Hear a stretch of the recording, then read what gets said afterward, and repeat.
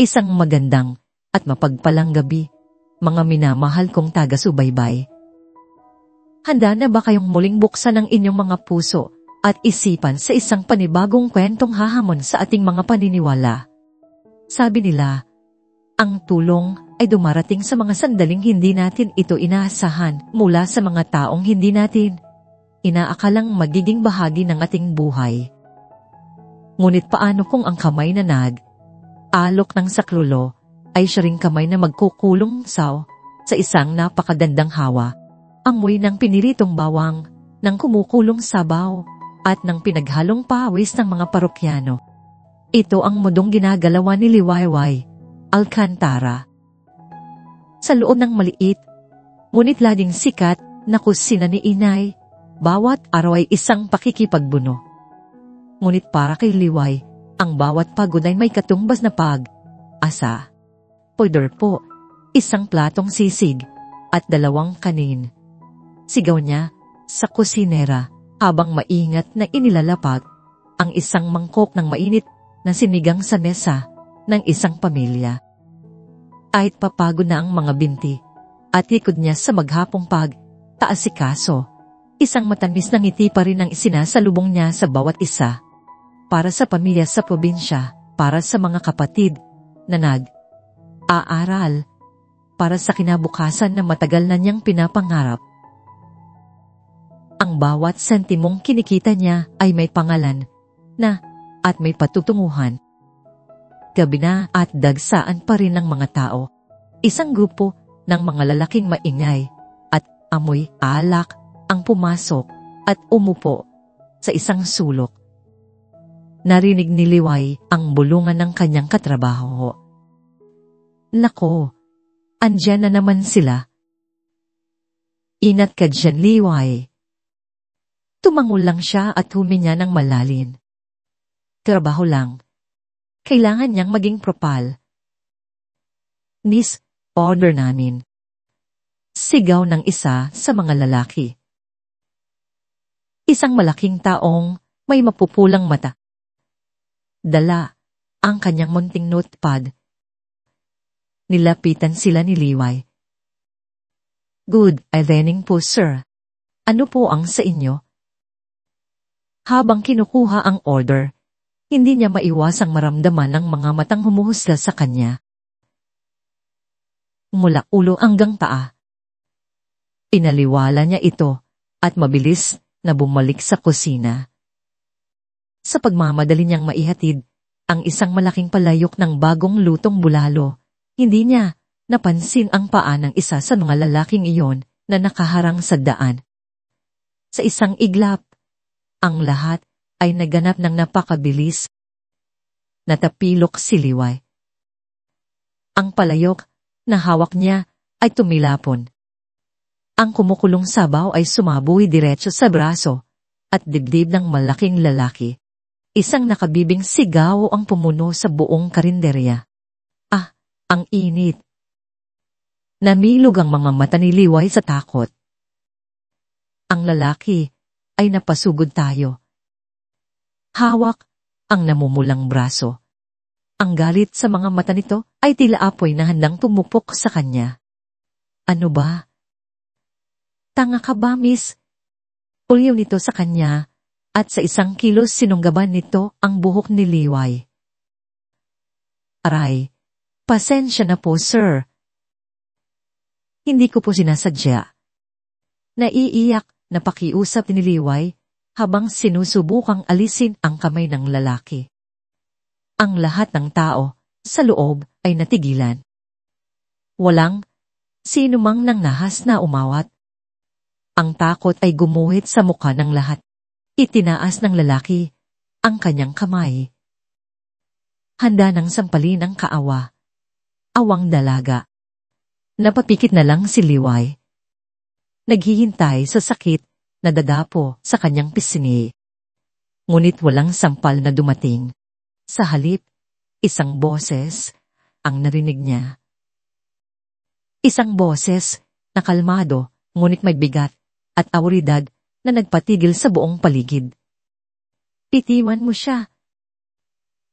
Dahan, Dahang iminulat ni Liway ang kanyang mga mata.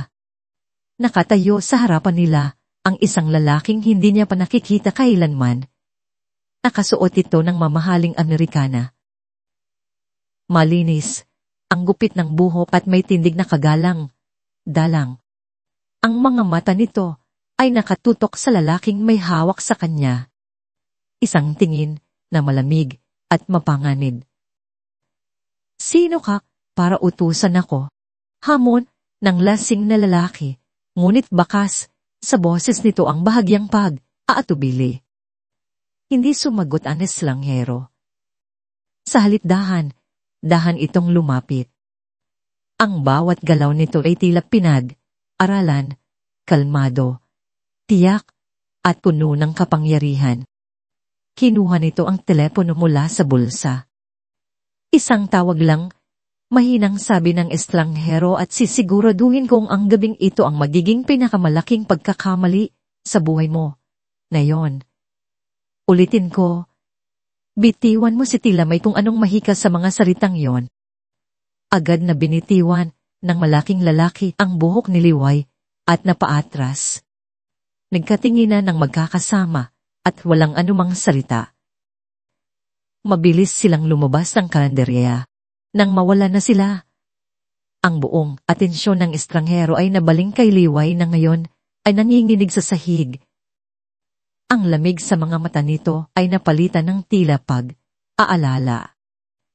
Lumungod ito para magpantay sila. Miss, ayos ka lang ba? Tanong nito. Ang boses ay malumanay na ngayon. Hindi makasagot si Liway. Tumango lang siya habang pinipigilan ang mga luhang nagbabadyang tumulo. Tumingin nito sa braso ni Liway na may mga pasa dahil sa talsik ng mainit na sabaw. May pasok ka. Kailangan nating dalhin yan sa ospital. Bago pa man siya makatanggi, maingat siyang inalalayan ng lalaki, patayo. Isang amoy ng mamahaling pabango ang humalo sa hangin. Isang halimuyak na hindi nababagay sa amoy sibuyas na kusina. Inakay siya nito palabas, habang ang lahat ng tao sa loob ay nakatingin lang tila mga estatwa. Sa labas, isang itim at makintab na kotse ang naghihintay. Pinagbuksan siya nito ng pinto. Nag-alinlangan si Liway. Hindi siya sanay sa ganitong klase ng atensyon. Huwag kang mag-alala, sabi ng lalaki na parang nabasa ang kanyang isip. Hindi kita sasaktan. Ang pangalan ko ay si Ran Montenegro. Gusto ko lang tumulong. Sa huli, pumasok si Liway sa loob ng sasakyan. Ang lambot ng upuan at ang lamig ng aircon ay tila nagmula sa ibang mundo. Habang nasa biyahe, walang nagsasalita. Si Liway ay nakatingin lang sa labas ng bintana. Pinoproseso ang lahat ng nangyari. Ang sakit ng paso sa kanyang balat ay tila nawala. Napalitan ng paghanga at pagkalito sa lalaking katabi niya. Isang anghel na bumaba mula sa langit para iligtas siya sa ospital. Si Silva na ang asikaso ng lahat mula sa pagpaparehistro hanggang sa pagbili ng mga gamot. Tila isang utos niya lang ay sumusunod ang lahat. Matapos gamutin ang kanyang mga paso, naupo sila sa isang bench sa labas ng emergency room. Inabutan siya ni Silva ng isang bot ng tubig. Salamat po, Sir Silan. Sobra na po ito. Ngumiti si Sigan, isang nangiting nagpaliwanag sa buong paligid. Tinitigan niya si Liway ng diretso sa mga mata. Isang tingin na tila tumatagos sa kanyang kaluluwa. Hindi ito ang katapusan, Liway. Sabi nito sa kanya. Ang boses ay puno ng pangako.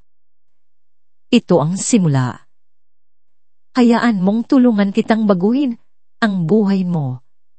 Ang mga salitang binitawan ni Sidan sa ospital ay umalingaw sa isipan ni Liwayway hanggang sa uwi niya ng gabing iyon.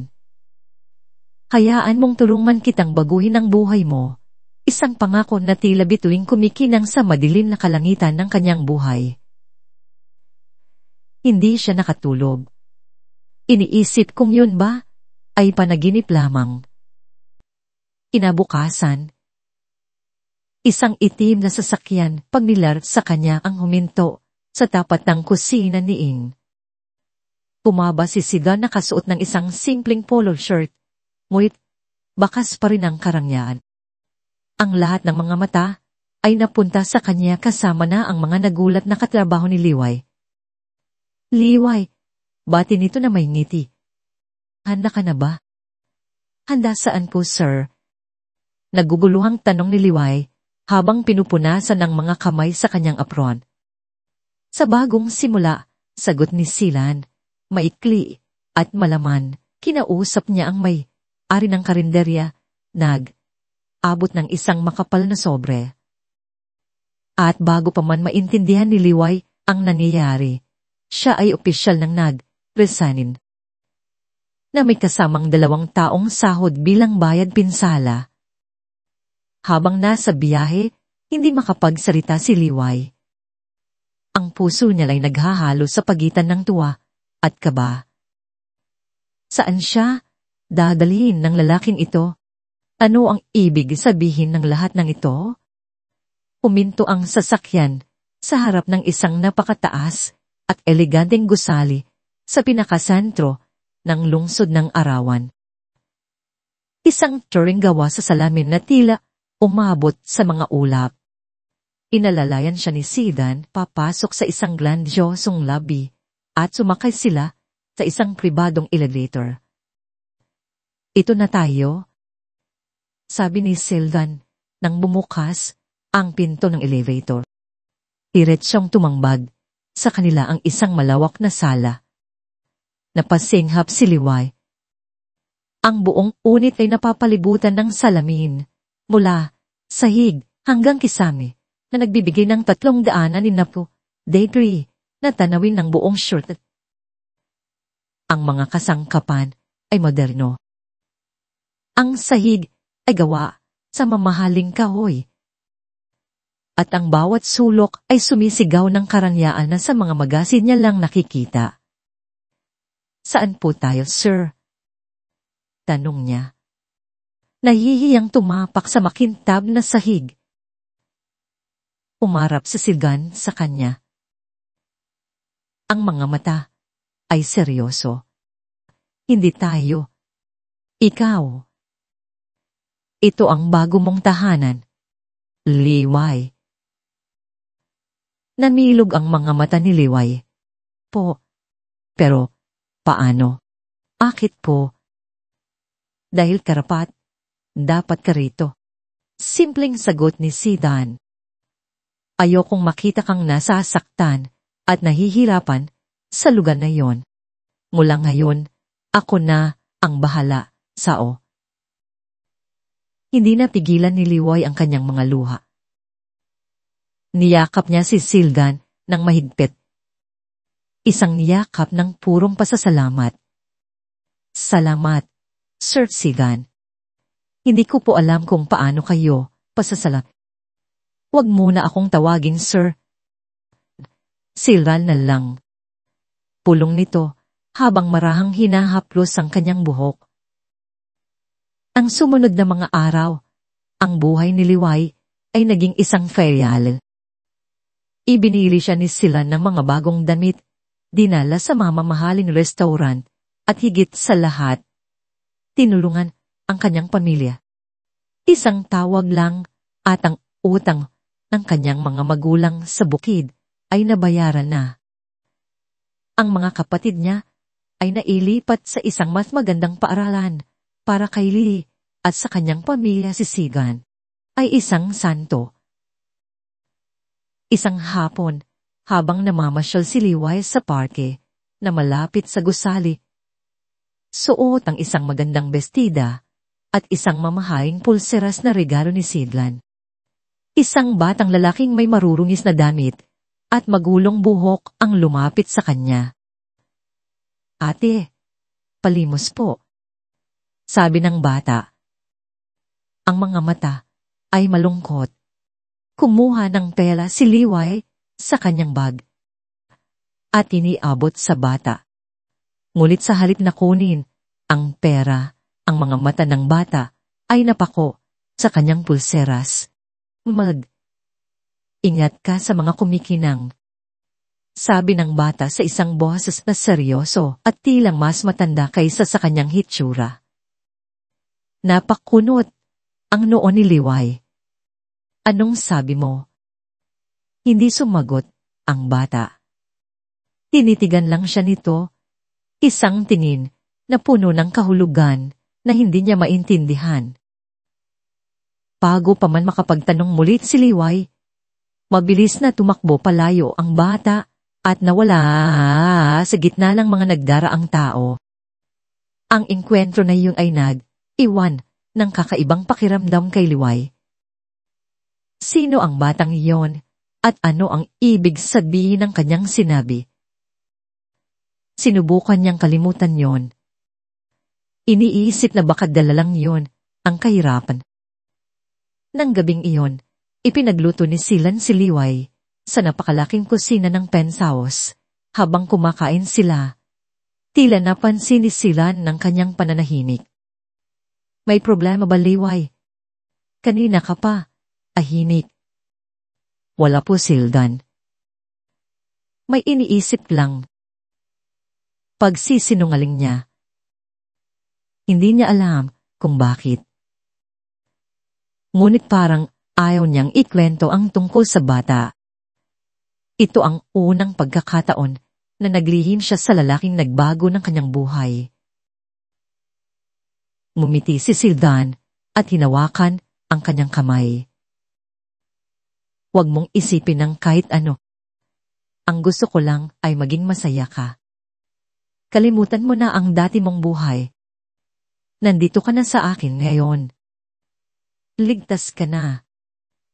Ang mga salitang ligtas ka na ay dapat nagbigay sa kanya ng kapanatagan. Ngunit sa halip, isang bahagyang kilabot ang gumapang sa kanyang likuran. Ligtas na ba siya o nakakulong sa isang napakagandang hawa? Imin niya ang mga pagdududa. Tiningnan niya ang mukha ni Sildan. Ang kanyang anghel, ang kanyang tagapagligtas. Paanong magkakaroon ng kahit anong masama sa isang taong tulad niya? Ngumiti siya pabalit. "Opo. Masaya po ako. Salamat sa lahat." Ngunit sa isang sulok ng kanyang isipan, ang mga mata ng batang lansangan at ang mga salitang binitawan nito ay nanatiling nakatatak. Isang munting anino sa gitna ng perpektong liwanag ng kanyang bagong buhay. Lumipas ang mga linggo na tila isang panaginip para kay Liwaymay. Ang bawat araw ay puno ng mga bagong karanasan. Mga hapunan sa ilalim ng mga bituin. Ang damit na gawa ng mga sikat na taga-disenyo at ang walang sawang pag-aalaga ni Silan. Sinanay na niya ang sarili sa yakap ng karangyaan at unti-unti niyang ibinabaon sa limot ang anino ng batang lalaki sa parke. Isang umaga, habang nag-aalmusal sila, inabutan siya ni Silan ng isang maliit na kahon. "Ano ito?" tanong ni Liway. "Na may ngiti. Para sa'yo, para lagi tayong konektado," sabi ni Sildan. Pinuksan niya ito at nakita ang pinakabagong modelo ng cellphone. Napayakap siya sa tuwa. Ngunit ang tuwa niya ay bahagyang nabahira ng aalangan ng sabihin ni Silan, "Akin na ang luma mong telepono. Ako na ang maglilipat ng mga contacts mo para hindi ka na mahirapan."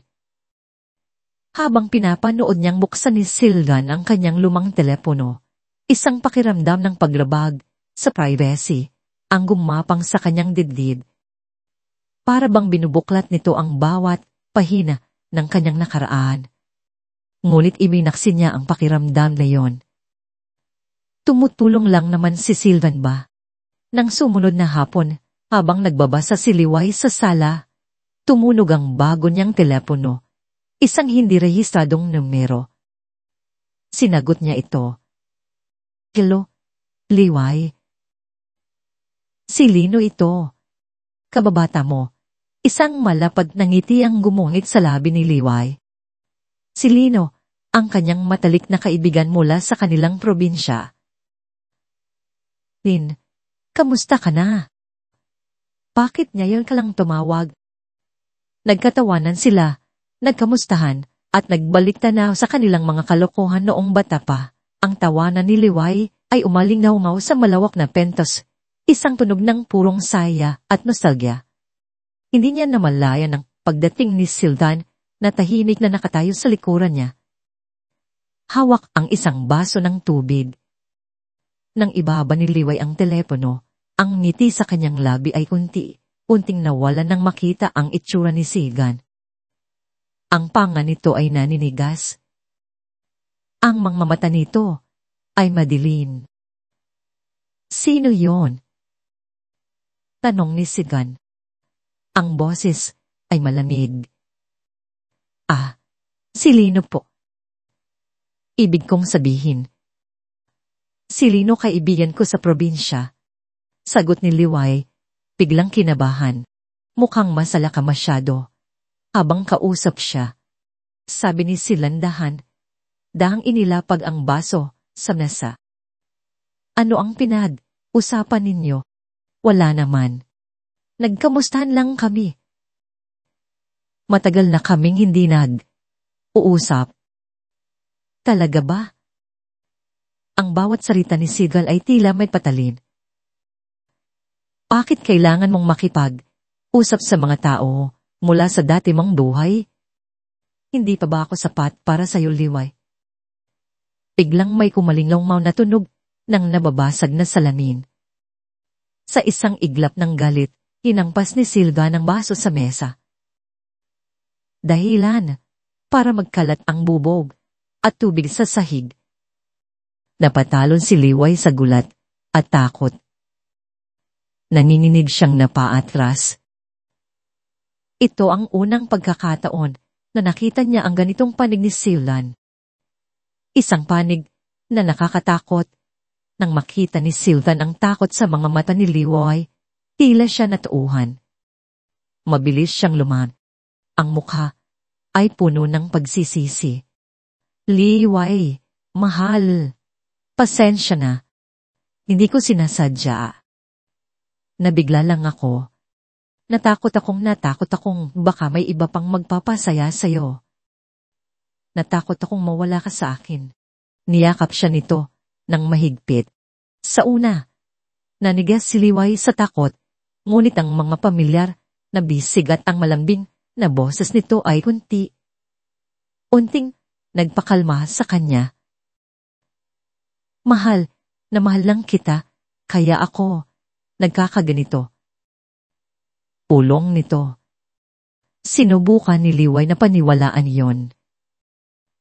Sinubukan niyang kumbinsihin ang sarili na yon ay dahil lang sa sobrang pagmamahal. Ngunit ang nabasag na salamin at ang lamig sa mga mata ni Sylvan ay nanatiling nakaukit sa kanyang isipan. Inabukasan, pinilit ni Liway na ibalik sa normal ang lahat. Nagpaalam siyang pupunta sa isang maliit na bookstore sa ibaba ng gusali para bumili ng libro. Pumayag si Sylvan, ngunit may kasamang paala. Huwag kang magtatagal. Habang naglalakad siya, pabalik, isang pamilyar na anino ang humarang sa kanyang daan. Ang batang lansangan si Malinaw. Ngunit ngayon, ang mga mata nito ay hindi na lang malungkot. Aapoy ito sa galit at desperasyon. Hindi ka nakikinig sa akin. Sigaw ng bata. Ang boses ay nanginginig.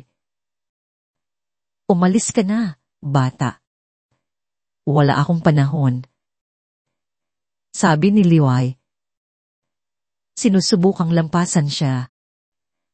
Ngunit humarang ang bata. Hindi nagpatinag. Ilawakan nito ang lalayan ng bestida ni Liway. Kailangan mong makinig. Ang ate ko si Dalisay. Maganda siya tulad mo. Mabait siya tulad mo. May isang mayamang lalaki na nangakong tutulungan siya. Pulag mo. Tumingin si Malinaw ng diretsyo sa mga mata ni Liway. Ang mga luha ay namumuo sa gilid ng kanyang mga mata. Pinatay niya ang atik ko.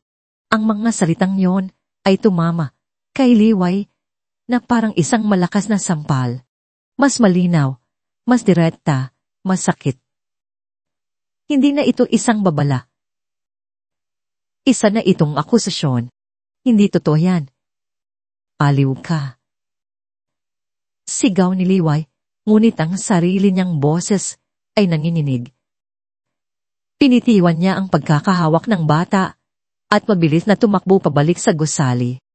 Ang kauso niya ay kumakaripas sa takot. Nang gabing iyon, dumating si Siga na may dalang bulaklak bilang paumanhin sa nangyari kahapon. Inulungan siya ni Liway na tanggalin ng kanyang coat para isabit ito. Sa paggalaw na yon, isang bagay ang naulog mula sa bulsa ng Amerikana at gumulong sa sahig na walang tunog. Pinulot ito ni Liway, isang maliit na susi, isang susi na may kakaibang disenyo tila luma at antigo. Isang susi na hindi para sa alimang pinto na alam niya sa loob ng gintong hawlang ito. Tinitigan niya ang susi sa kanyang palag at isang malamig na kilabot ang muling gumawang sa kanyang buong katawan. Hindi mapakali si Liwayway. Ang maliit na susi ay tila may sariling bigat sa kanyang balat. Isang piraso ng metal na kumakatawan sa lahat ng kanyang takot at pagdududa. Ang mga salita ni Malinaw. Pinatay niya ang ate ko ay paulit. Ulit na tumatakbo sa kanyang isipan. Kasabay ng ala ng galit sa mga mata ni Silvan. Nang mabasag nito ang salamin, ang puso niya ay nahati.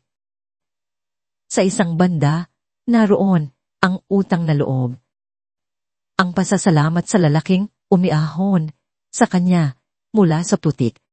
Sa kabilang banda, naroon ang malamig na tinig ng aalinlangan, pinalakas ng mga kakaibang pangyayari. Kailangan niya ng kasagutan.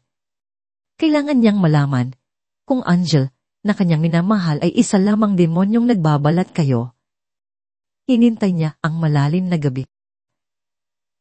Hininday niyang marinig ang mahimbing at ritmikong paginanisigan.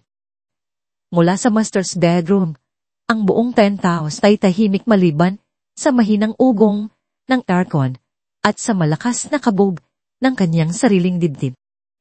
Dahan siyang bumangon. Bawat galaw niya ay maingat. Bawat hakbang ay pinag-isipan. Ang target niya. Ang mamahaling laptop ni Silran na laging nakapatong sa saditibo nito sa sala. Ito ang sentro ng imperyo ni Silran at marahil ang kabin ng kanyang mga lihin. Nang marating niya ang mesa, ang liwanag mula sa bintana na nagmumula sa mga ilaw ng syudad ay nagbigay ng sapat na liwanag para makita niya ang laptop. Pinuksan niya ito. Isang login screen ang sumalubong sa kanya. Humihingi ng password or fingerprint. Alam niyang imposible niyang malaman ang password. Isang paraan na lang. Ang nalalabi. Nanginginig ang mga kamay. Pumalik siya sa pintuan ng silid ni Silvan. Dahan niya itong binuksan. Sumisilip sa siwang. Mahimbing ang tulog nito. Ang isang kamay ay nakalawit sa gilid ng kama. Ito na. Pumasok siya sa silid. Ang mga paa ay tila lumulutang sa air sa sobrang Iingat. Lumuhod siya sa tabi ng kama. Ang amoy ng pabango ni Sigan ay pumuno sa kanyang mga sentido. Isang amoy na dating nagbibigay sa kanya ng kapanatagan, ngunit niya'y nagdudulot ng takot. Maingat niyang hinawakan ang hintuturo ni Sigan. Malamig ang balat nito. Itinapat niya ang daliri nito sa fingerprint scanner ng laptop na dala niya. Isang mahinang click. Napakabilis niyang binitawan ang kamay nito at umatras. Hawak ang hininga. Pumukas ang laptop. Ang liwanag mula sa screen ay tumama sa kanyang mukha at sa isang saglit ay natakot siyang baka magising si Sultan. Ngunit nanatili itong mahimbing sa pagkakatulog. Dala ang laptop. Tumalik siya sa sala na parang isang magnanakaw sa sarili niyang tahanan. Umupo siya sa sahig sa likod ng sofa, kung saan hindi siya gaanong makikita mula sa silid. Ang kanyang mga daliri ay nanginginig habang ilalapat sa keyboard. Una niyang hinanap ang pangalan ng bata. Malinaw Ramos. Dorsot Strand. Sumunod ang pangalan ng kapatid nito. Dalisay Ramos. Bresaus Fan. Isang bahagi niya ang nakahinga ng maluwag. Marahil ay nagsisinungaling lang ang bata. Marahil ay gawa lang niya ang lahat. Ngunit ang kabilang bahagi niya ay hindi pa rin makontento. Masyadong totoo ang sakit sa mga mata ni Malinaw. Nagpasya siyang tingnan ang mga files ni Sigan. Karamihan ay mga dokumento tungkol sa negosyo, mga numero at gap na hindi niya maintindihan, o mga folder na may pangalang acquisitions, financial reports, board meetings. Walang anumang kahina-hinala. Nang malapit na siyang sumuko, isang folder ang kumuha ng kanyang atensyon. Hindi ito katulad ng iba. Ang pangalan nito ay hindi tungkol sa negosyo. Simple lang ang pangalan nito, ngunit sapat na para manindig ang kanyang mga balahibo. Proyekto Liway. Ang puso niya ay nagsimulang tumibok ng sobrang bilis na tila gusto nitong kumawala sa kanyang dibdib. Proyekto. Isa lang siyang proyekto para sa kanya. Nanginginig ang kamay. Pinindot niya ang folder. Iilang files lang ang laman nito. Ilang mga litrato niya na hindi niya alam kung kailan kinuha. Habang naglalakad pa uwi. Habang nagpupunas ng mesa sa karinderya, ang akuhang tilang mula sa malayo at isang file ng email. Pinuksan niya ang email. Ang pagbasa niya sa bawat salita ay tila isang suntok sa kanyang sikmura para sa Valderrama at Secure Netnet mula kay Pangpan. Montenegro Corcom, PETSA. October 11 Leyma, paksa kumpirmasyon ng serbisyo.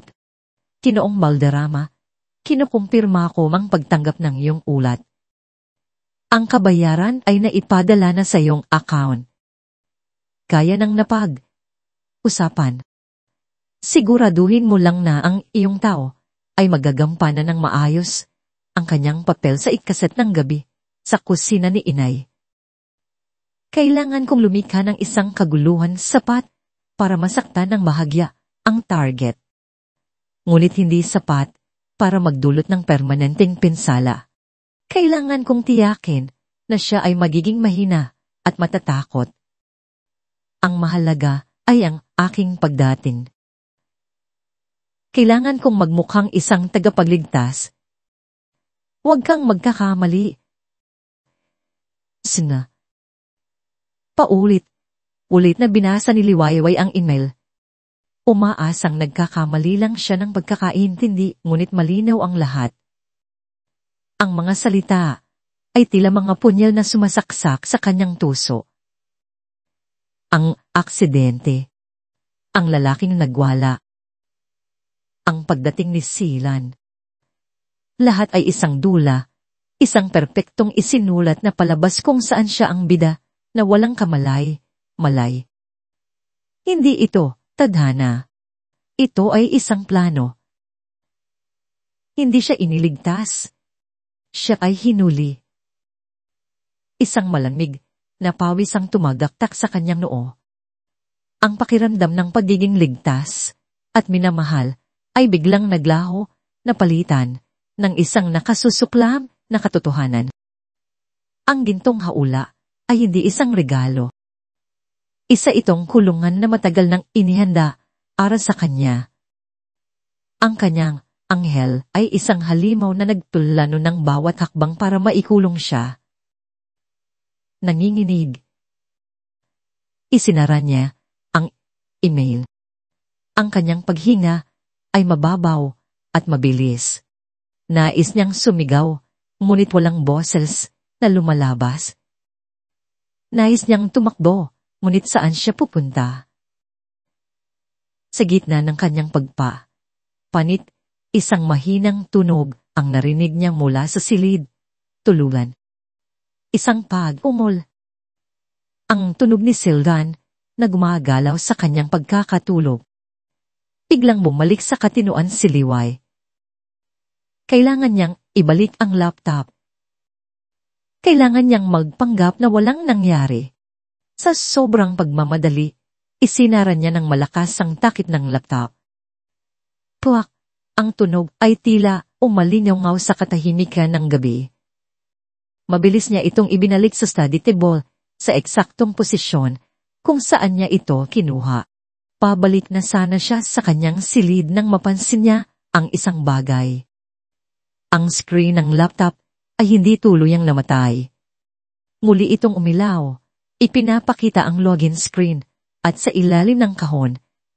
Para sa password may isang maliit na mensahe.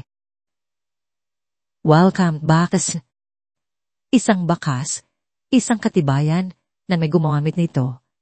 At alam niyang, sa paggising ni Silgan sa umaga makikita nito yon. Kinabukasan, ang pagsikat ng araw ay itila isang hatol kay Liwayway. Magdamag siyang hindi natulog. Ang bawat ugong ng aircon ay parang mga yabag na papalapit. Ang bawat anino sa kanyang silid ay tilanag. Aanyong halimaw. Ang katotohanan ay isang lason na dahang kumakalat sa kanyang buong sistema. Ngunit ang takot ay kailangan niyang isang tabi. Ngayong araw, magsisimula ang kanyang pag-arte. Kailangan niyang maging ang Liwayway na kilala ni Silan. Ang mahinhin, mapagpasalamat at walang muwang na dalaga na kanyang iniligtas. Lumabas siya ng sirid na may pilit na ngiti. Naabutan niya si Sildan sa kusina. Nagtitimpla ng kape. Nakatalikod sa laptop na nasa study table. Hindi niya makita kung napansin naman nito ang login screen. Good morning, Sivan. Pati niya. Sinisikap na gawing normal at masaya ang kanyang boses. Umarap ito at ang nangiting sumilay sa labi nito ay ang parehong nangiti na dating nagpapatunaw sa kanyang puso. Ngunit ngayon, wala na siyang ibang makita, kundi ang kasinungalingan sa likod nito. Good morning, mahal. Kamusta ang tulog mo? Mahimbing pagsisinungaling niya. Ikaw. Mabuti naman. Lumapit ito at hinalikan siya sa noo. Isang kilabot ang gumapang sa kanyang batok. Ang bawat haplos nito ngayon ay parang haplos ng isang ahas. May gagawin ka ba ngayong araw? Dito na niya, sinimulan ang kanyang plano. Wala naman. Magdilinis lang siguro ako ng bahay. Aayusin ko yung mga gamit. Pahagyang kumunot ang noon ni Sivan. Hindi mo kailangang gawin yan. Mayon tayong bagong kasambahay na darating mamayang hapon. uumpisa na siya ngayon. Ang gusto ko lang ay magpahinga ka at magpaganda para sa akin. Isang yelo ang tila bumalot sa puso ni Liway. Isang kasambahay, hindi para tulungan siya, kundi para bantayan siya. Ang kanyang gintong haula ay unting sulisikit. Pero kaya ko naman. Pahina niyang sabi. I-insist. Sabi ni Sigan. Ang boses ay malambing, ngunit may bigat ng isang utos na hindi maaaring suwayin. Gusto kong masanay ka sa buhay na nararapat sa iyo. Hindi mo na kailangang magpagod pa kahit kailan. Nang hapong yon dumating na ang kasangbahay. Isang babaeng nasa katanghalian ng edad na hindi gaanong nagsasalita. Bawat galaw ni Liway ay tila may sumusunod na mga mata. Ang paggabas ng pentos para lang bumili ng libro ay naging imposible na. Alam ni Liway na paubos na ang kanyang oras. Kailangan niyang makausap si Malinaw. Kailangan niya ng pruweba. Kailangan niya ng isang bagay na paniniwalaan. Isang bagay na magpapatunay na hindi siya nababaliyo. Sa ilalim ng mapagmatyag na tingin ng kasambahay, nag-isip siya ng paraan. Kinagabihan habang naghahapunan sila ni Sidan, bigla siyang napahawak sa kanyang tiyan. Aray! Daing niya. Ang mukha ay nagpapakita ng sakit agad na napatayo si Sigan. Anong nangyayari sa iyo? Ang tiyan ko. Masakit. Parang hindi ako natunawan. Pakakailangan ko ng gamot mula sa botika sa baba. Ang pag-aalala sa mukha ni Silan ay tila totoo. Ako na ang bibili. Wal na. Mabilis niyang sabi. Kaya ko naman. Saglit lang ako. Mas kailangan ko ring maglakad. Lakad ng kaunti. Nag-alinlangan si Sigan, ngunit sa huli ay pumayag din. Sige, pero bilisan mo lang. Tawagan mo ako agad kung may kailangan ka. Nang makalabas siya ng gusali, hindi siya sa botika dumiretso. Pumunta siya sa parke, sa lugar kung saan lagi niyang nakikita si Malinaw. Ang puso niya ay kumakabog sa takot na baka hindi niya ito makita. Ngunit naroon ito. Nakaupo sa isang bench, nakatingin sa kawan. Malinaw. Tawag niya. Lumingon ang bata. At sa unang pagkakataon, nakita ni Liway ang gulat at bahagyang pag-asa sa mga mata nito. Lumapit siya at umupo sa tabi nito. Naniniwala na ako sa iyo, sabi ni Liway. Ang boses ay nanginginig. Pero kailangan ko ng tulong mo. Kailangan kong malaman kung ano ang nangyari sa ate mo. Titigan siya ni Malinaw. Sinusuri kung nagsasabi ba siya ng totoo. Nang makumbinsi ito, isang luha ang pumatak mula sa mata nito. Tumukot ito sa bulsa ng kanyang maruming shorts at inilabas ang isang luma at lukot na litrato. Ang nasa litrato ay isang dalagang napakaganda. May mahabang buhok at isang matamis na ngiti. Kamukha ni Malinaw. Ito si Dalisay. Nawala siya. Isang gabi. Kwento ng bata. Ang boses ay basad. May sumundo sa kanyang magandang kotse. Sabi niya. Bibigyan daw siya ng trabaho sa syudad. Hindi na siya bumalik. Napansin ni Liway ang isang bagay sa buhok ni Dalisay sa litrato. Isang maliit na palamuti na kumikinang. Ano yan? Anong ni Liway? Paborito niya yan. Sabi ni Malinaw, isang hairclip.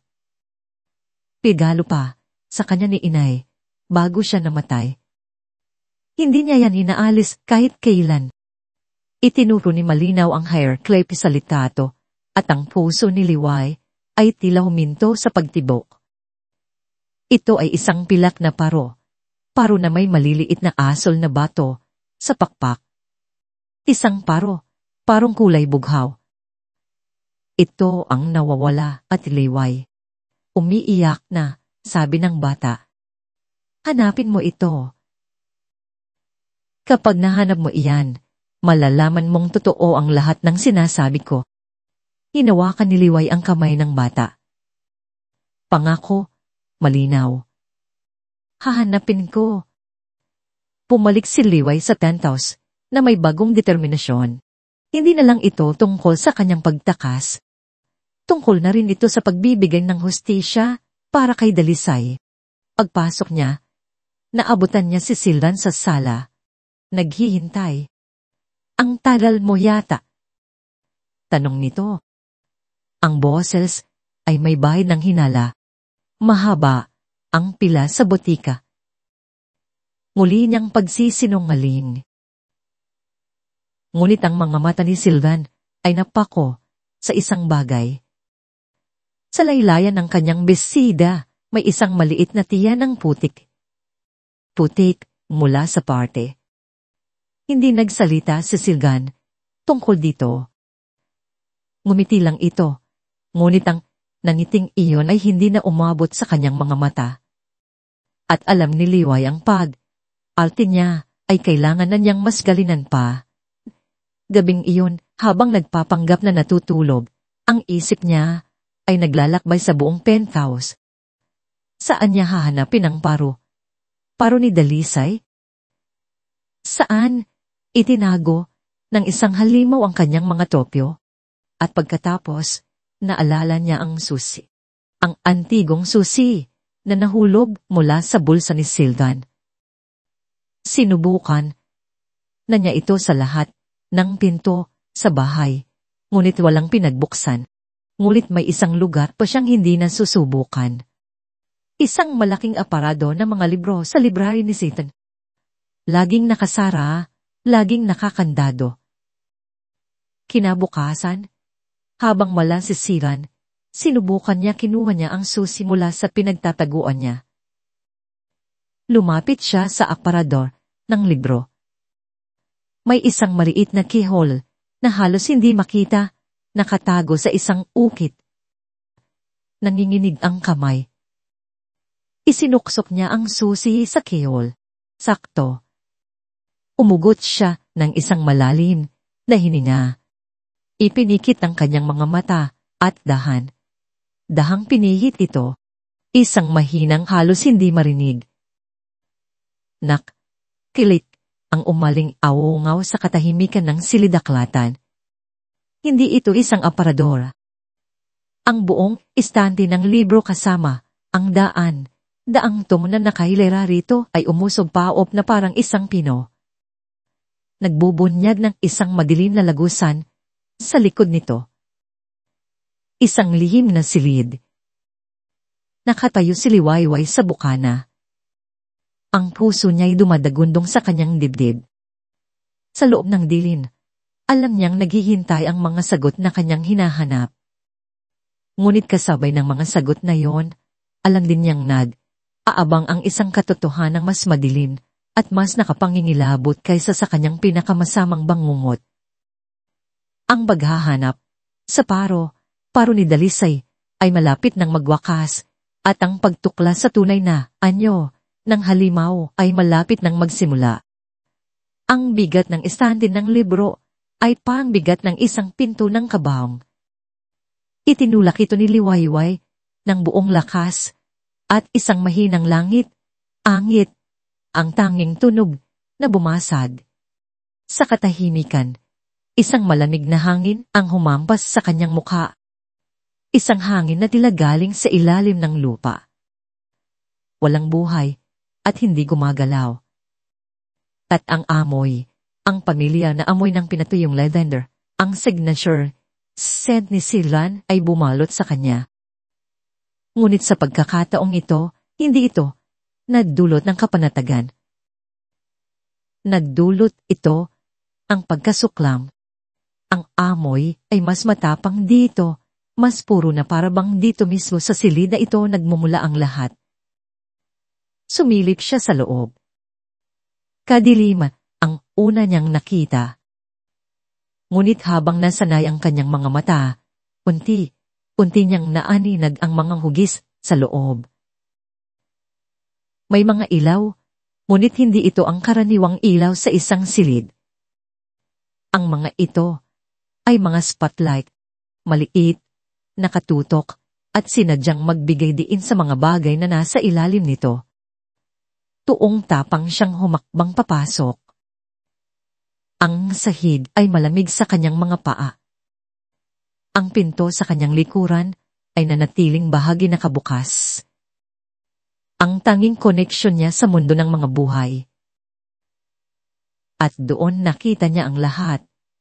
Ang silid ay hindi malaki, ngunit ang bawat espasyo ay ginamit ng may kalkuladong disenyo sa paligid ng mga pader ay may mga istanting gawa sa salamin, parang mga bitil sa isang mamahaling museo.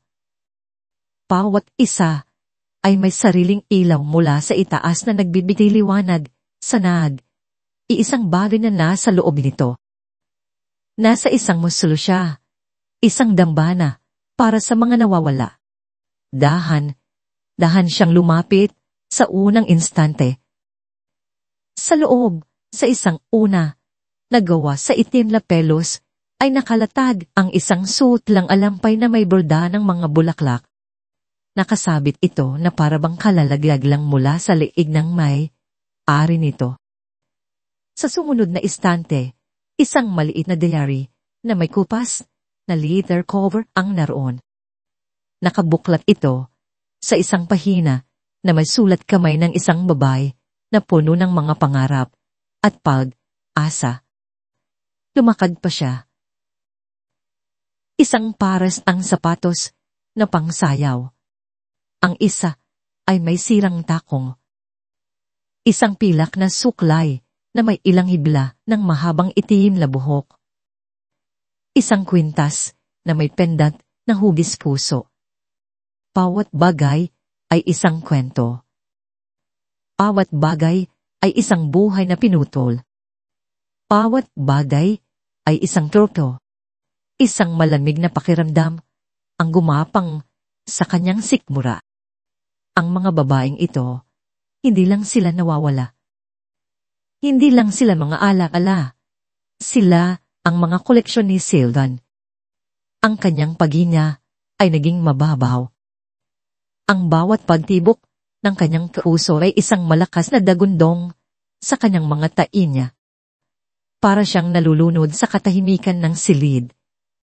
Nais niyang tumakbo, ngunit ang kanyang mga paa ay tila nakapako sa sahig. Hinihila ng bigat ng katotohanan ng kanyang natuklasan. At, sa gitna ng lahat, sa pinakasentro ng silid may isang mas malaking estanteng salamin. Ito lang ang may pinakamalakas na ilaw na parabang ito ang pinakamahalagang piyesa sa buong koleksyon. Alam na niya kung ano ang makikita niya bago po man siya makalapit. Ngunit kailangan pa rin niyang tignan. Kailangan ng kanyang mga mata na kumpirmahin ang isinisigaw ng kanyang kaluluwa. Huminga siya ng malalim at lumakad patungo rito. Ang kanyang mga binti ay nanininig.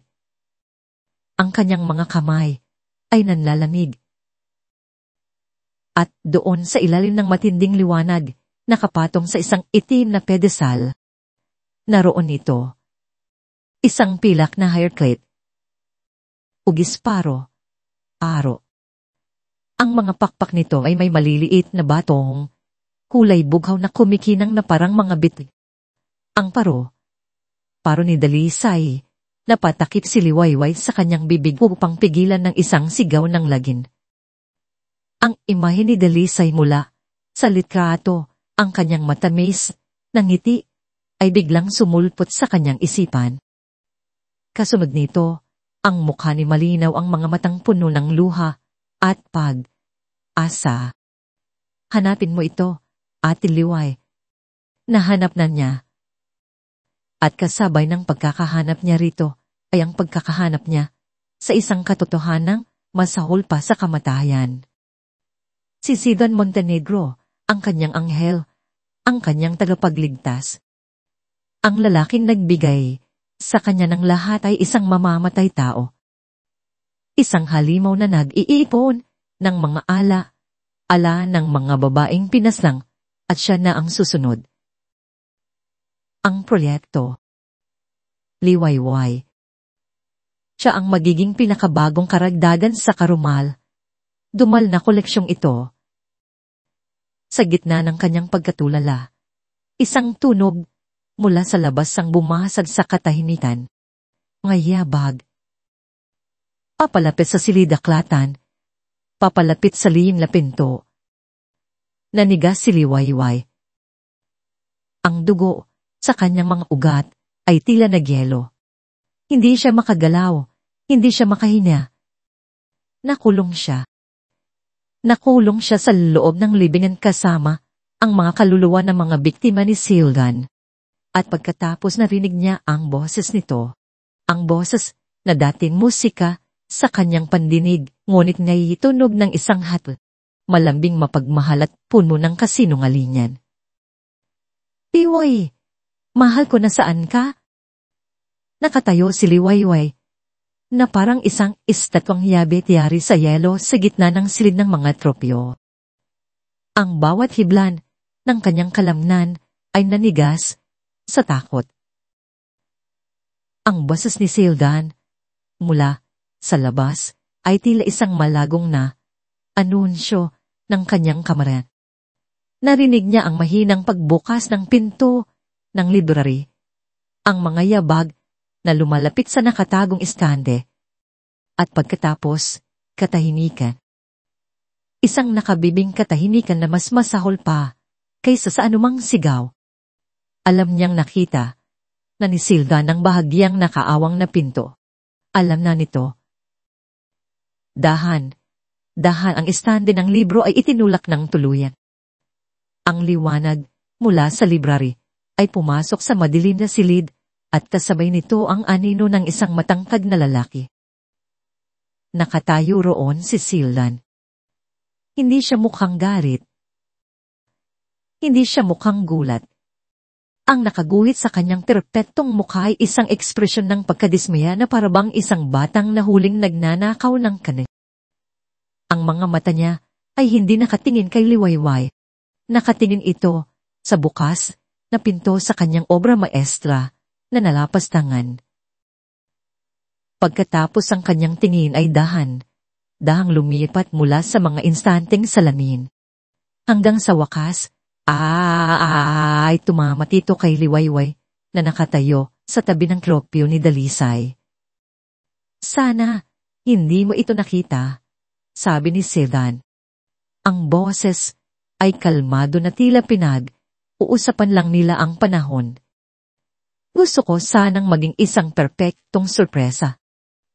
Ang sinabi niyang iyon ang bumasag sa pagkatulala ni Liwayway.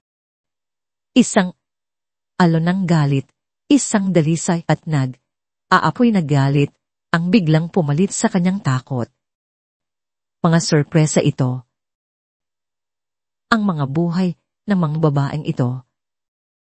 Sorpresa lang para sa'yo.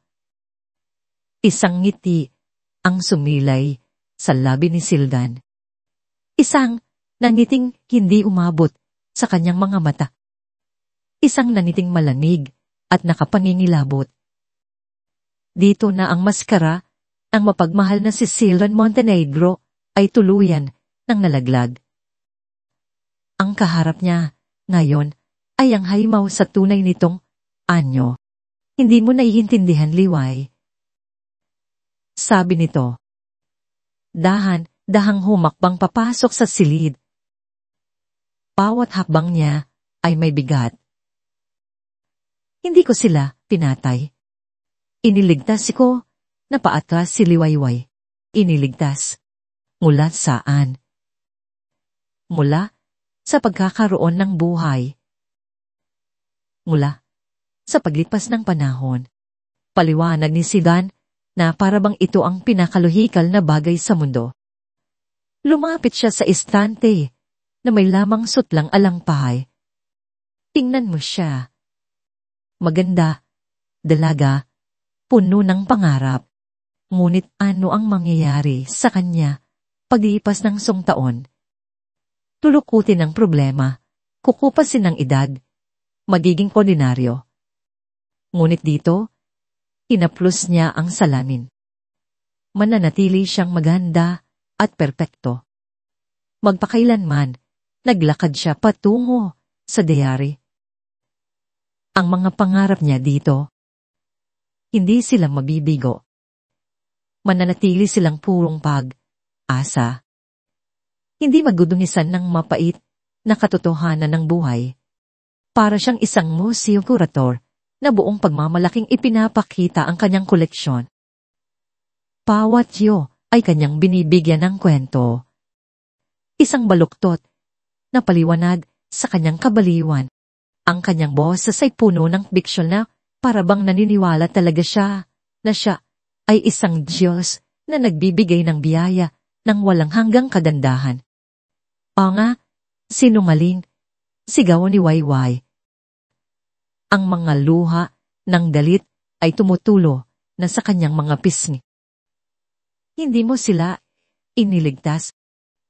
Kinuha mo ang lahat sa kanila. Kinuha mo ang pagkakataon nilang tumanda, magmahal, masaktan, at matuto. Isa kang halimaw. Ang salitang halimaw ay tila tumama kay Sidan. Huminto siya sa paglalakad. Ang kalmadong ekspresyon ay nawala. Napalitan ng isang madilim na ulap. Dahan siyang humarap kay Liwayway. Na ikaw, Liwayway. Sabi niya. Ang boses ay bumaba sa isang mapanganib na bulong. Ikaw ang dapat sanang maging pinakamaganda sa lahat. Ang aking kobra maestra, ang pagsasama. Sama ng lahat ng kanilang katangian, ang inosensya ni Dalisay, ang talino ng may ari ng dayari, ang pangarap nilang lahat. Nilikha kita. Inihanda ko ang lahat para sa iyo mula sa peking aksidente hanggang sa bawat regalong ibinigay ko, at ito ang isusukli mo sa akin. At tawagin mo akong halimaw. Ang distansya sa pagitan nila ay sumisikip. Napasandal si Liwayway sa iskante ng krokyo ni Dalisay. Wala nang maatasan, pero ayos lang. Pagpapatuloy ni Silan. Isang kakaibang kislap ang lumitaw sa kanyang mga mata. Bahagi rin ito ng proseso. Ang paglaban, ang pagpupumiglas. Kinagawa lamang nitong mas maganda ang huling sandali. Ang sandali ng lubos na pagsuko. Ang sandali kung saan mananatili ka ng perpekto. Sa aking koleksyon, itinaas niya ang kanyang kamay at marahang hinaplos ang pisngi ni Liwayway. Ang haplos na dati nagpapakilig sa kanya ay tila ngayon apoy na sumusunog sa kanyang balat. Huwag kang alala, mahal ko. Hindi ka masasaktan. Gagawin kong napakaganda. Sa sandaling iyon, ang lahat ng pag-asa ay tila naglaho sa puso ni Liwayway. Nakakulong siya sa isang silid na walang bintana, kasama ang isang baliw. At walang sino man sa mundo ang nakakaalam kung nasaan siya. Ito na ang katapusan. Olisilas. Umatras si Silila nila't lumabas ng silid. Mula sa labas, narinig ni Liwayway ang isang malakas na tunog. Ang tunog ng susi na umiikot sa kandado. Ikinulong siya. Ikinulong siya sa loob ng libingan. Ang boses ni Silan ay narinig niyang muli mula sa kabilang panig ng pinto, malambing, ngunit puno ng kasamaan. Magpahinga ka na mahal ko. Bukas, tatapusin na natin ng aking obra maestra. Ang unang ilang oras sa loob ng silid ay isang paglalakbay sa impyerno. Sinubukan ni Liwayway na sigawan ang pinto. Kalampaging ito gamit ang kanyang mga kamao hanggang sa mula at magasgas ang mga ito. Ngunit ang pinto ay hindi natinag at walang sinumang sumagot. Ang tanging naririnig niya ay ang alingaw-ngaw ng kanyang sariling desperasyon, pagod at walang pag-asa. Napaupo siya sa malamig na sahig. Ang likod ay nakasandal sa iskandi ni Dalisay. Napapaligiran siya ng mga multo ng nakaraan ng mga kwento ng mga babaeng tulad niya na naniwala sa isang anghel. Umiyak siya. Umiyak siya para sa kanila. Umiyak siya para sa kanyang sarili. Umiyak siya hanggang sa wala ng luhang lumabas. Sa gitna ng pagtangis, ang kanyang mga mata ay muling napadako sa paro ni Dalisay. Kumikinang ito sa ilalim ng ilaw, tila isang simbolo ng hindi natupad na pagla. At pagkatapos, naalala niya si Malinaw. Ang mukha ng bata, puno ng sakit, ngunit may tiwala pa rin. Pangako Malinaw. Hahanapin ko isang bagong damdamin ang pumalit sa kanyang kawalan ng pag-asa. Galit. Determinasyon. Hindi siya maaaring mamatay dito. Hindi niya hahayaang maging isa lamang siyang tropeo sa koleksyon ng isang baliyo. Utang niya kay Dalisay, kay Malinaw, at sa lahat ng babaeng naroroon na lumaban. At higit sa lahat, utang niya sa kanyang sarili. Ang pag-iisip na ito ang nagbago sa lahat. Kung mamamatay siya, mamamatay siyang lumalaban. Tumayo si Liwayway. Pinunasan niya ang kanyang mga luha. Ang pag-arte ay tapos na. Ngunit isang bagong pag-arte ang kailangan niyang simulan. Ang pinakamahalagang pag-arte ng kanyang buhay. Kinabukasan, nang buksan ni Silga ng pinto para dalhan siya ng pagkain at tubig. Ibang Liwayway ang kanyang natagpuan. Nakaupo ito sa sahig. Ang mga mata ay namumugto. Ang buhok ay magulo. Isang larawan ng isang taong puluyan ng sumuko. Silran, sabi niya. Ang boses sa bambasag at mahina. Patawarin mo ako. Pahagyang nagulat si Silran sa biglaang pagbabago. Para saan? Sa pagkakaintindi sa'yo. Sagot niya habang dahang tumatayo. Naiintindihan ko na ngayon. Ang ganda ang pagpapanatili nito. Ama ka. Ang mundo sa labas. Marumi at malupit. Dito, mapapanatili mo akong Dalisay. Lumapit siya kay Sigan. Ang bawat galaw ay nagpapakita ng pagsuko. Tinitigan niya ito sa mga mata. Sinisikap na itago ang pagkasuklan sa likod ng isang belo ng palsangba. Hinawakan niya ang kamay nito. Patawad kung tinawag kitang halimaw. Isa kang artista, at ako handa na akong maging obra maestra mo. Ang pag-aalinlangan sa mga mata ni Silvan ay dahang napalitan ng kasiyahan at pagmamalaki. Ito na ang hinihintay niya.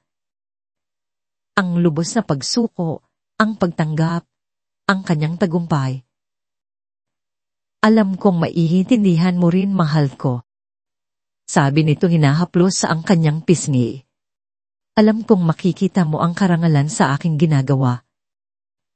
Niyakap niya ito. Isinugsob ang kanyang mukha sa dibdib nito upang itago ang galit sa kanyang mga mata.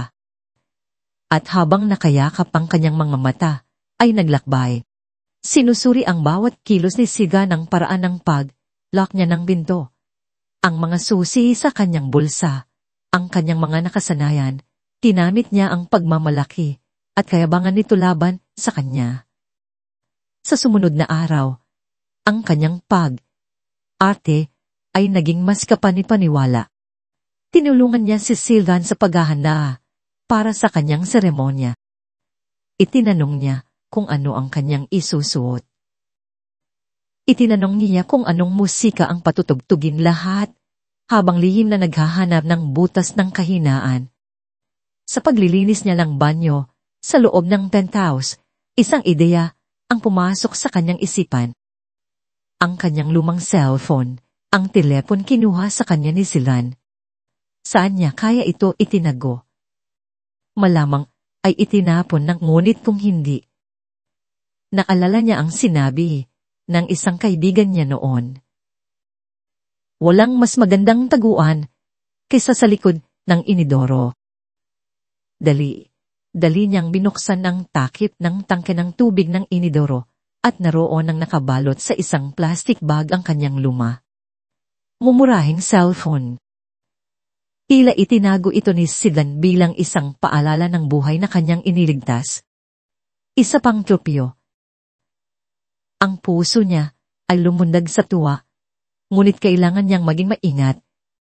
Kinagabihan, ginamit niya ang lahat ng kanyang lakas para akitin si Sidan. Ipinagluto niya ito ng hapunan. Nagsuot siya ng magandang damit. Pinaramdam niya dito na tanggap na niya ang lahat at nang mahimbing na itong natutulog, pagod mula sa kanilang paghahanda, doon na siya kumilos. Dahan siyang pumunta sa banyo. Kinuha niya ang cellphone. Halos wala na itong baterya. Nagdasal siya na sana'y gumana pa. Binuksan niya ito. Isang ba na lang ng baterya? Sapat na. Hindi siya sa pulis nag-test. Alam niyang hindi sila maniniwala sa isang test lang mula sa isang hindi kilalang numero. Kailangan niya ng isang taong kikilos agad. Isang taong may personal na dahilan para maniwala. Nag-test siya kay Malinaw. Hindi niya alam ang numero nito, ngunit alam niya ang numero ng isang social worker na minsay tumulong sa mga batang kalye sa lugar nila. Umaasa siyang naaalala pa siya nito sa social worker. At Gina. Si Liwayway po ito. Waitress sa kusina ni Inay. Emergency po, akisabi kay Malinaw Ramos, kapatid ni Dalisay. Sabihin niyo po, nasa penthouse ako ni Silon Montenegro sa Arawan Tower. Sabihin niyo, nahanap ko na ang paro. Tumawag po kayo ng pulis. Pilisan niyo po.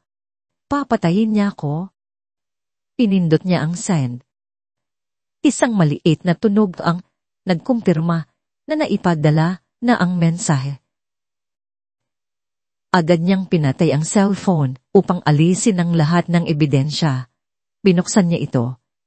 Kinuha ang SIM card at memory card at itinapon sa inidoro. Ang katawan ng cellphone ay binalot niya sa tisul at ibinaon sa pinakailalim ng basurahan. Pagbalik niya sa silid, nakita niyang gumalaw si Sildan sa kama. Ngunit hindi ito nagising. Umiga si Liwayway sa tabi nito.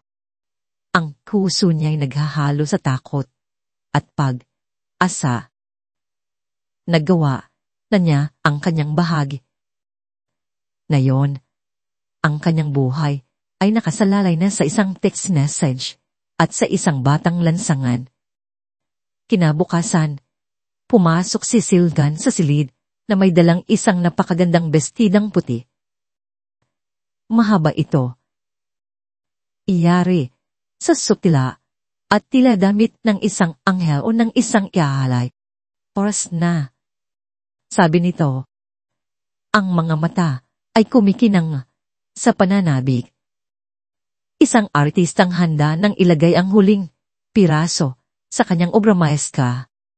Tumingin si Liwayway sa bestida.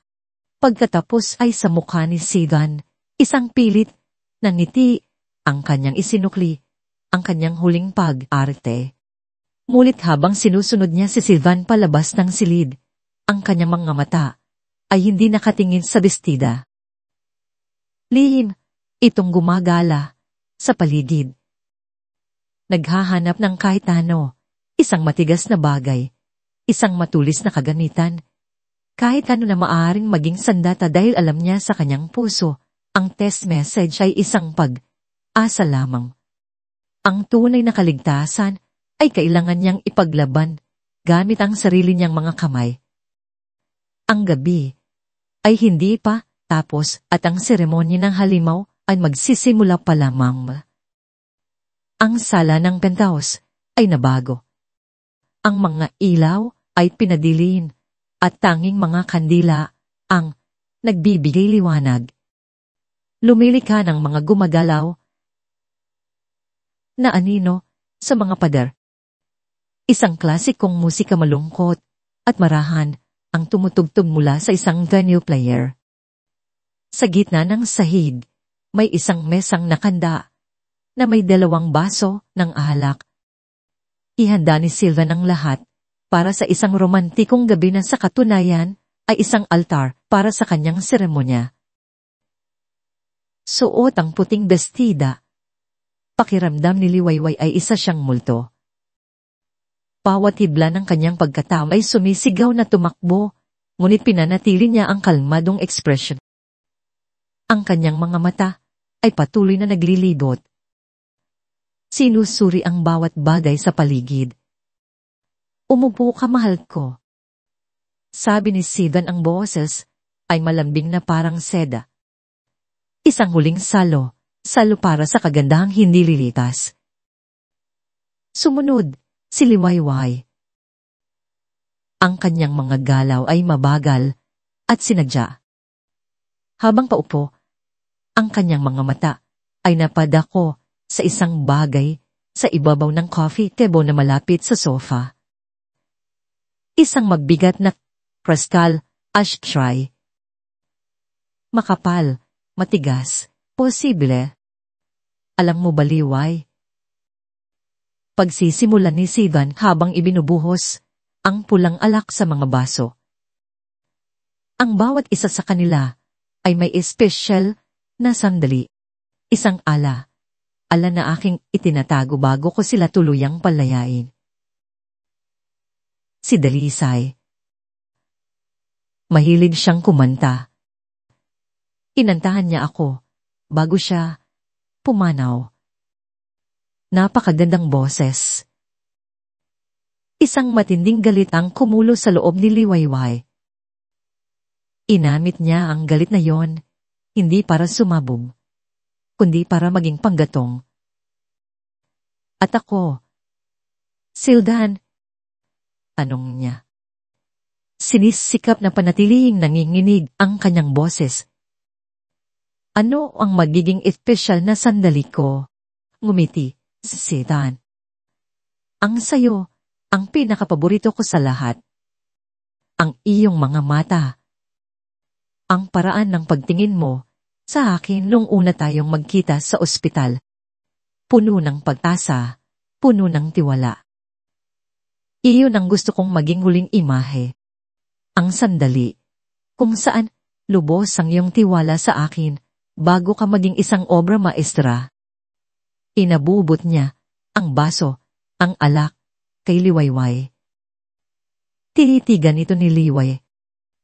May kung anong pulbos, na dahang natutunaw, sa ilalim ng baso, papatulugin siya nito.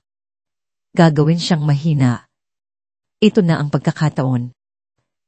Alam mo, Silgan, sabi ni Liwayway dahang tumatayo. May isang bagay ka pang hindi alam tungkol sa akin. Tano yun, mahal ko. Hindi ako kasing hina ng inaakala mo. Sa isang mabilis na kilos na hindi inaasahan ni Sivan, ibinuhos niya ang alak sa mukha nito. Sigaw ni Sidan na bulagan ng alak. Inamit ni Liwayway ang segundo ng pagkakataon na yon. Tumakbo siya, patungo sa coffee table, at dinampot ang crystal ashtray. Mabigat ito sa kanyang kamay. Isang perpektong sandata. Nang imulat ni Silvia ng kanyang mga mata. Ang kaharap niya ay hindi na ang maamong tupa. Ang kaharap niya ay isang babaeng may aapoy na mga mata. Hawak ang isang sandata, handang pumatay para mabuhay. Tapos na ang arte. Sildan, sigaw ni Liwayway. Sumugod si Siran. Ang mukha ay puno ng galit sa traidor. Ngunit si Liwayway ay handa na. Inihampas niya ang ashtray sa braso nito. Isang malakas na tunog ang umaling ng mau. Umaray si Silan sa sakit, ngunit hindi ito naging sapat para patigilin siya. Nagsimula ang isang marahas na habulan sa loob ng penthouse. Gulong sila. Nag-agawan sa asyay. Itinulak ni Silan si Liwayway. Tumama ang likod nito sa pader. Sinubukan nitong sakalin siya, ngunit ginamit ni Liwayway ang kanyang mga kuko. Kinalmot ang mukha nito. Bakit ka lumalaban? Sigaw ni Sidan. Ang boses ay puno ng pagkalito. Ibinigay ko sa'yo ang lahat. Hindi mo ako binigyan ng kahit ano. Sagot ni Liwayway habang sinisipa ang tiyan nito. Ninakaw mo ang buhay ko. Ninakaw mo ang buhay nila. Hindi kami koleksyon. Mga tao kami. Sa gitna ng kanilang paglalaban, nagawa ni Silvan na maagawang ang ashkay. Itinaas niya ito. Handa nang ibagsak sa ulo ni Liwayway. Ngunit bago pa man niya ito magawa, isang nakagbibing tunog ang iyong manig sa buong penthouse. Plob, ang pinto sa harapan ay sa pilitang binuksan. Bumagsak mula sa kanyang mga bisagra. Ilang pulis na armado at full gear ang sabay na pumasok.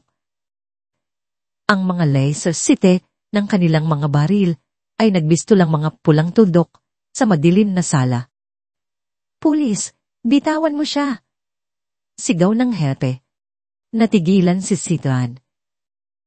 Sa isang saglit, ang kanyang atensyon ay nabaling sa mga pulis at ang saglit na yun lang ang kailangan ni Liwayway.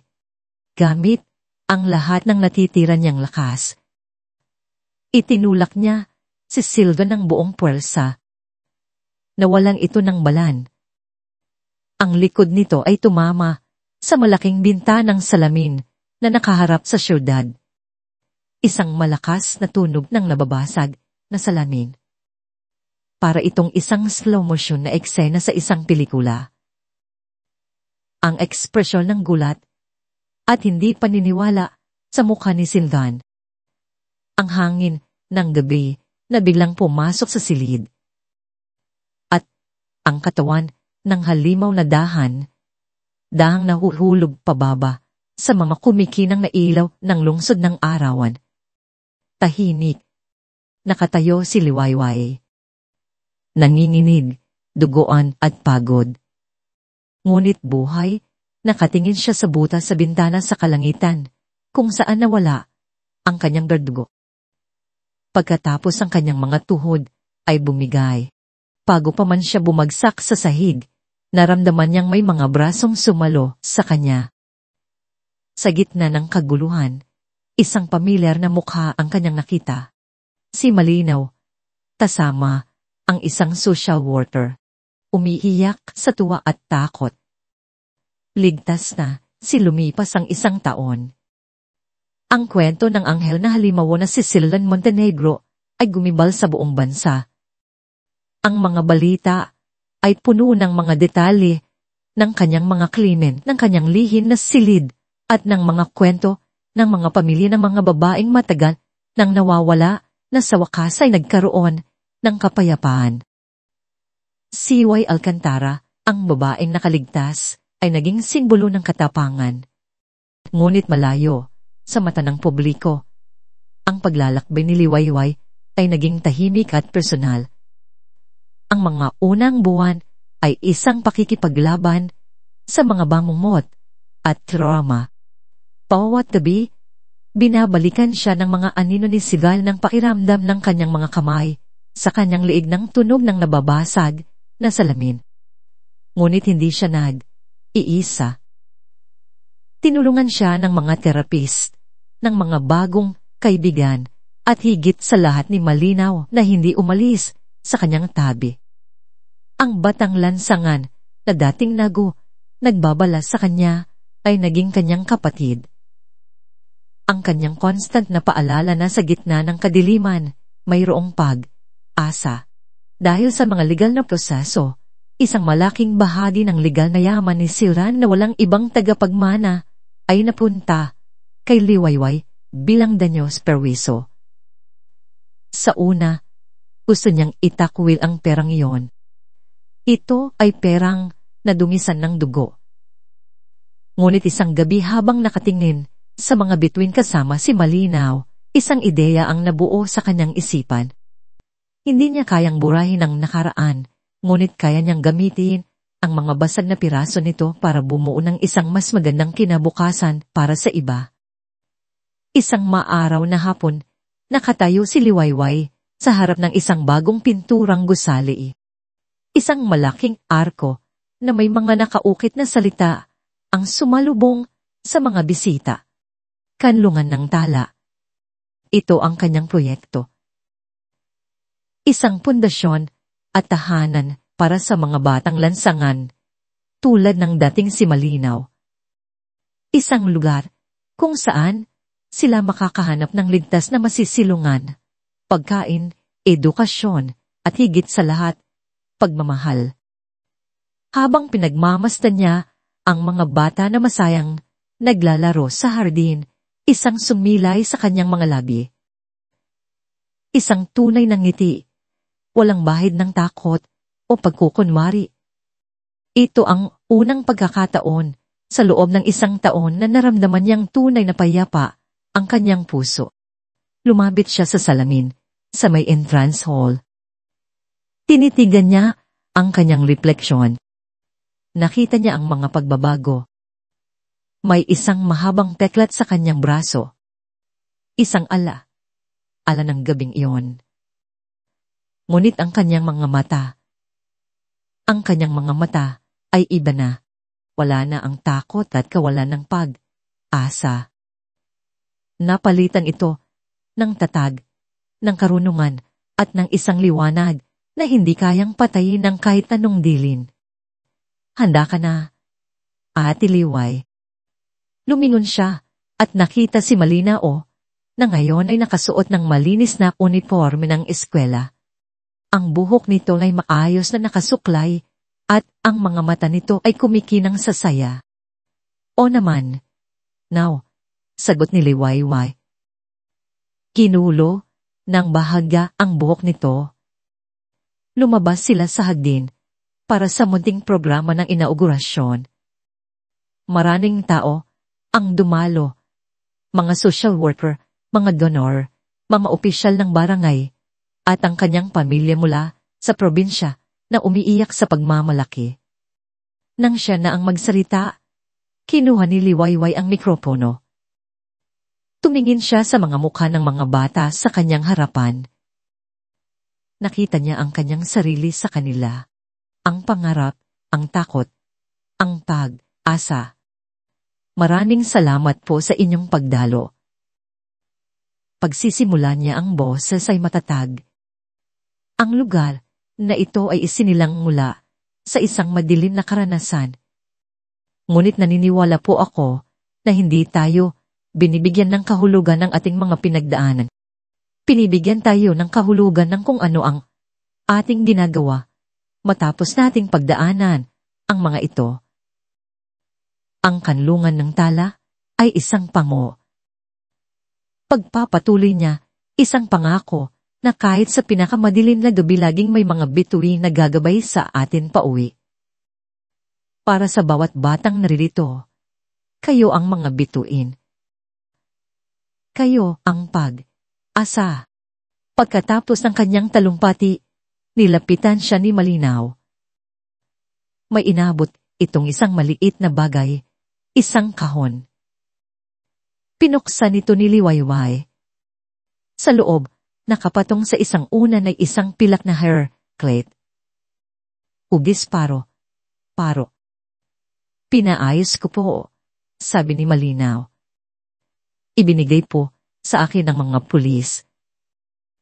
Sabi nila, sayo na raw po ito. Pero naisip ko, mas nararapat po ito sa tunay na may-ari. Dinala sila ni Malinaw sa isang maliit na hardin sa likod ng gusali. Sa gitna nito ay isang maliit na plake na nakaukit sa isang bato. Para kay Dalisay at sa lahat ng mga bituing kinuha ng maaga. Ang inyong ilaw ay hindi malilimutan. Maingat na inilapag ni Liwayway ang paro sa ibabaw ng bato. Isang huling pagpapaalan, isang huling pagbibigay-pugay. Nang gabing iyon, matapos ang selebrasyon, isang umakyat si Liwayway sa rooftop ng gusali. Mula roon, tanaw niya ang buong lungsod ng arawan. Ang mga ilaw nito ay kumikinang na parang mga hiyas. Dati, ang tanawing ito ay simbolo ng kanyang kulungan. Ngayon, ito ay simbolo ng kanyang kalayaan. Tumingala siya sa langit sa libong mga bituin na nagniningning. Hindi na siya ang babaeng naghihintay na iligtas. Siya na ang tagapagligtas. Siya na ang Liwayway matapos ang mahabang gabi. At sa unang pagkakataon, sa napakatagal na panahon, naramdaman niyang tunay at lubos siyang malaya. At dito po, nagtatapos ang kwento ni Liwayway. Isang kwentong nagpapatunay na ang tunay na lakas ay hindi nagmumula sa pagkakaroon ng perpektong buhay, kundi sa kakayahang bumangon mula sa pagkawasak. Ipinakita niya sa atin na ang mga peklat ay hindi simbolo ng kahinaan. Pagkos ay mga marka ng ating katatagan at ang mga laban na ating napagtagumpayan. Ang pagtulong sa kapwa ay ang pinakamabisang paraan upang hilumin ang sarili. Maraming salamat po sa inyong pagsama sa amin sa paglalakbay na ito. Sana po ay may napulot kayong aral at inspirasyon sa kwento ni Liwayway. Ano po ang masasabi ninyo sa ating kwento at anong uri naman ng mga kwento ang gusto ninyong marinig sa susunod? Huwag po kayong mahiyang mag-iwan ng komento sa ibaba. Ang inyong mga saloobin ay napakahalaga po sa amin. Hindi dito nagtatapos ang ating paglalakbay. Marami pa pong kwentong kasing ganda at mas puno ng aral dito sa aming channel. Kung nagustuhan nyo ang kwentong ito, i-like, i-share sa pamilya at mga kaibigan at mag-subscribe na rin para lagi kayong updated sa mga susunod pa naming kwento. I-click nyo ang notification bell para kayo ang unang makarinig kapag may bago kaming upload.